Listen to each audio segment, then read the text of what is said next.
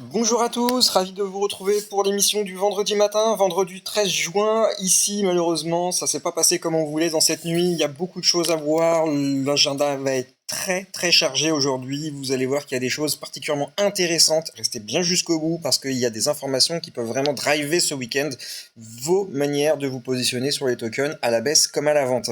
On a également fait des prévisions sur le cours du Bitcoin qui sont en train de se réaliser depuis les 110, 111 000 dollars. Donc restez bien également jusque là parce que vous allez pouvoir voir ce qui va se passer juste après. Au niveau du Fear and Greed, on est redescendu aux alentours des 61. Hier, on voyait, on était à 71, mais c'est normal parce qu'avec ce qui s'est passé dans la nuit, ça refroidit un peu les esprits. Lui, le marché, il prend une claque tout simplement parce qu'évidemment, il y avait déjà un retracement en ABC qu'on avait potentiellement envisagé et puis qui s'est accéléré avec les événements de la nuit, à savoir l'Israël qui a envoyé des attaques sur l'Iran. On va y revenir un peu plus tard. Au niveau justement du cours du Bitcoin, vous voyez, nous avions envisagé que la 1, 2, 3, 4, 5 qui montait ici à 111 000 était le top, avec un retracement en 3 phases dans une grande A. Donc 1, 2, 3, donc ABC. Et on avait également ici un retracement qui se faisait jusqu'à A. Je l'ai supprimé pour que ce soit un peu plus clair à l'écran. Et on est remonté sur B. Et B, on n'a pas réussi à repasser le top de A. Et statistiquement, ça, c'est très mauvais. Et je l'avais expliqué que la MA200 du Bitcoin passe aux alentours de 95 000 dollars. Ça paraissait saugrenu de s'envoler sans la MA200. Donc, moi, j'ai privilégié le scénario d'une plus grande A et une plus grande B, avec ici un bottom de A fait à 100 000 dollars. Du coup, ça nous faisait une A, une B, où on revient légèrement en dessous de A, puis statistiquement, on retrace, et la zone parfaite, la MA200, le 1,61,8 de retracement du top, plus un ancien range, plus le max pain, c'est plus ou moins téléguidé. Alors, vous allez me dire, plus c'est évident, moins ça l'est. Alors, et c'est évidemment faux. Alors, c'est vrai. En tout cas, ça nous donnait déjà une bonne zone d'indice pour savoir dans quelle zone allait partir, ou quel sens allait partir le cours. Quand on est dans ce genre de configuration qu'on imagine, on n'attend pas C pour vendre. Non. Là, ici, entre le top 110 000 et 102 000, vous avez déjà quasiment une variation de 8% sur le cours. C'est énorme. Donc quand vous êtes sur ce type de configuration, vous mettez des take profits partiels, et quand vous arrivez dans cette zone, il reste plus que 20 ou 30% de take profit à prendre. On n'attend pas la fin pour tout vendre, hein. Il faut faire du risk management et il faut faire également, j'appelle ça du profit management. Il faut organiser ces trades. Donc là maintenant, la mèche à 102 929, elle correspond à plusieurs choses. Déjà la première, regardez le RSI, on est venu pile poil sur les 30 de RSI, donc ça c'est des symboles forts. On avait fait la même chose sur A. Donc la question c'est, est-ce que maintenant ça va se stabiliser ou est-ce que maintenant on va venir redévelopper quelque chose au niveau du cours, tout simplement? Je vous avoue que je suis un petit peu embarrassé par la situation parce que les news sont plus fortes que les éléments techniques. Donc moi je pense que là, avant de vous faire des Fibonacci, des retracements, des probabilités, des machins, partez du principe que la borne haute c'est 110 000, invalidation 101 000. Voilà. Et je vais même un peu plus loin, oui, 100 000. On attend que l'Israël finisse ses bombes sur l'Iran et ensuite on se repositionne avec un graphique plus clair. Parce que ça veut tout dire et rien dire. De proposer aujourd'hui des scénarios haussiers et baissiers, sachant qu'on ne sait pas trop ce que prépare l'Israël pendant ces 3 jours, ça revient un peu à marcher sur des œufs. Et personnellement, j'aime pas les zones d'inconfort. Je préfère rester dans notre position en disant on a short ici à B à 110 000, on prend nos take profits, et puis si ça remonte au-delà de 110 000, on annule notre trade. Ça sera beaucoup plus simple et beaucoup plus efficace. Au niveau de l'Ethereum, écoutez, même chose. J'avais proposé moi que la MA200 n'allait pas tenir, hein, ici, rappelez-vous. Ça n'a pas tenu, voilà. Bon, il n'y a pas besoin d'être devin, c'est voilà, on sent qu'on a beaucoup de mal avec cette MA200. En plus, là, on a vu les news qui ont accéléré les choses. Donc nous revoilà ici dans le range. Je rappelle, je vois là, ici un triangle qui devrait se résoudre aux alentours de fin juin. Donc là, jusqu'à fin juin, on va naviguer là-dedans. Et fin juin, c'est possible qu'il se passe quelque chose d'intéressant. Au niveau de la heatmap RSI, on a des tokens assez résistants. On a Aero. Mais Aero, ça s'explique par rapport à Kita.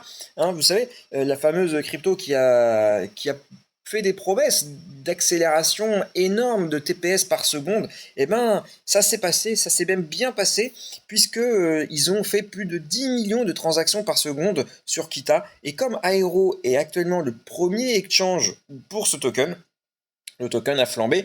Je pense qu'une prise de bénéfice sur Aero, si vous êtes dessus, est pas mal. Et la rotation de liquidité, je vous propose de la faire sur Fetch parce que vous avez aujourd'hui un RSI qui est survendu. Ah oui, avec la news générale qu'on a connue. D'ailleurs, regardez, on voit bien qu'on était monté ici pour liquider les shorts aux alentours des 108 000 dollars hier soir. Et puis, on est venu nettoyer ici aux alentours des 102 000. Et je ne sais pas si vous vous souvenez, mais on avait sur la Open Map, c'était sur Binance, on voyait des volumes énormes à aller nettoyer dans cette zone. Bah, ça n'a pas loupé, le marché l'a nettoyé. Et pour ceux qui ont la mémoire, rappelez-vous, ici on avait une candle, une bougie énorme de quasiment 4 ou 5 000 bitcoins sur Hyperliquid en longue. Et je vous avais dit que c'était impossible qu'on parte en laissant ça derrière. Ben, voilà. Là, ça a été l'occasion de le nettoyer. Je vous avoue que je m'attendais à une liquidation un peu plus large, un peu plus prononcée, pour être franc, jusqu'aux 95 000 dollars, qui est le max pain. Bon, le marché l'a décidé autrement pour le moment. Au niveau de la release, je rappelle que on a Starknet demain qui va relâcher 3,79% de ses tokens. Donc si vous avez du Starknet en portefeuille, attention, ça pourrait vaciller un petit peu. Au niveau du token justement de Kita, c'est lui qui fait bouger, on va dire grandement le cours sur notre ami Aero. Donc Bakita qui a fait ici un pic aux alentours de 1,70, qui a du mal à se reprendre. Il y a un peu un sell the news tout simplement sur Kita. En tout cas, le marché a bien apprécié le test, le stress tech technique, pardon, live qu'il y a pu y avoir. Donc Kita effectivement a bien battu les attentes au niveau de la vitesse d'exécution et la latence. Au niveau des liquidations, il y a eu pour 1,14 milliard de dollars de liquidations, c'est relativement énorme, c'est rare hein, qu'on dépasse le milliard, mais il y avait des longues les uns derrière les autres, il y a eu la bonne news pour aller liquider, et ben le marché s'en est donné à cœur joie. On a Bitcoin qui devrait devenir une monnaie plus que de réserve selon le CEO de Coinbase. Très intéressant, on sait qu'il est toujours bullish lui sur le cours du Bitcoin en général, mais en tout cas lui il pense que le Bitcoin pourrait devenir la prochaine monnaie mondiale. Donc à voir si ça va exister. La traduction est mauvaise ici, il parle de monnaie de réserve, mais dans ses explications il parle de monnaie mondiale. La CFTC ne va pas réduire son impact sur le marché crypto. Vous savez que depuis que Donald Trump et Caroline sont en train de gérer la CFTC, on a pensé que ça allait être beaucoup plus souple, ça allait être moins réglementé, etc. Ils allaient être moins agressifs. Et elle dit non, non, non, c'est pas parce que Donald Trump est là qui s'est engagé à soutenir, vous voyez, je cite, l'industrie, que ça va être la foire et que vous allez pouvoir faire n'importe quoi. Donc, en gros, elle dit bien, ce n'est pas open bar.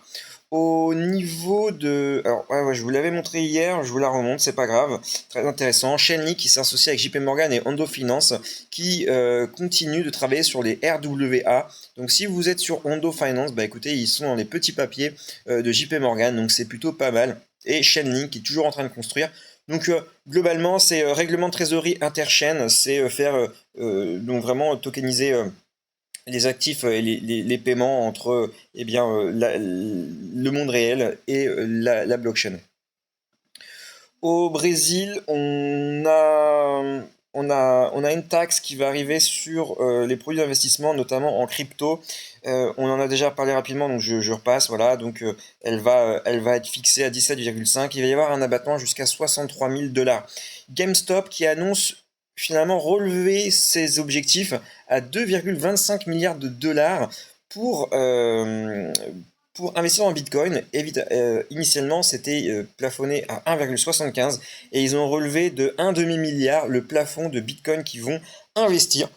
Dans leur réserve, on a Tether qui achète une participation de 82 millions sur la société d'investissement axée sur l'or Elemental Altus. C'est une société mineur d'or. Voilà, donc Tether se met également à l'or, sachant qu'ils ont déjà des gros stocks d'or, hein, je tiens à préciser. Ça, je vais pas en parler. Ah oui, très intéressant. On a Mattel. Vous savez, Mattel, c'est les Hot Wheels, c'est les Barbie, etc. Eh bien, ils se sont associés à OpenAI pour donner de l'intelligence artificielle dans leurs jouets. Alors je sais pas trop comment ça va fonctionner, probablement les jouets vont être connectés en Wi-Fi à la Livebox et il va se passer des choses. En tout cas, très intéressant de voir qu'il y a une rupture ici de développement entre l'intelligence artificielle décentralisée et la centralisée, et les grosses sociétés comme Mattel ne vont pas aller sur l'IA décentralisée. Donc il y a vraiment quelque chose qui se joue entre l'institutionnalisation de l'intelligence artificielle comme des boîtes comme Mattel, qui ne vont pas aller prendre le risque d'aller sur de l'IA décentralisée parce que c'est trop compliqué, en tout cas en ce moment, à implémenter. Au niveau de Singapour, ils demandent l'arrêt complet de toutes les plateformes de trading qui ne sont pas agrémentées, assermentées à partir du 30 juin. Donc il va y avoir un gros nettoyage, parce que c'est vrai que visiblement à Singapour c'est un peu la foire, et là ils en ont un peu ras-le-bol, et vous pourriez être emprisonné à 3 ans de prison et avoir une amende relativement importante si vous continuez d'exercer. Donc toujours dans le sens de la régulation là-bas. Ça, j'en ai parlé. Au niveau du même coin du jour, alors il n'est pas vraiment nouveau, hein. On en avait déjà parlé il y a 2 jours auparavant. On en avait parlé, il était ici autour de 3 centimes. Aujourd'hui, il est à 19 centimes. Ben, c'est Aura. Aura qui, pour moi, a actuellement la meilleure configuration pour du même coin. Bon, voilà, on a eu un retracement, mais en même temps, ce qu'il y a eu dans la nuit, ça s'explique. On est venu se ressaisir, donc on fait un bas, mais avec un plus haut que le précédent. Donc c'est très intéressant. Je vous invite à vous pencher là-dessus. Je rappelle qu'il y a 3 émissions par jour. On se retrouve pour l'émission de midi. Bye bye.